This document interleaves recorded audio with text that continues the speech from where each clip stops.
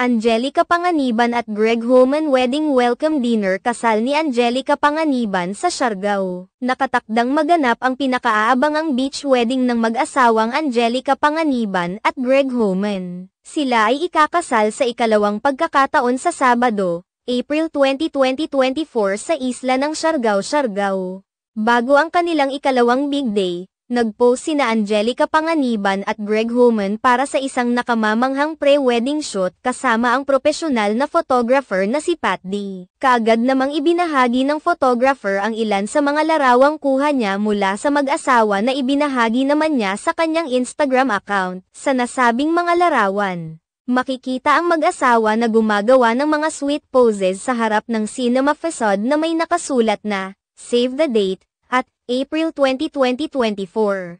Greg and Ange April 20, 2024 Siargao.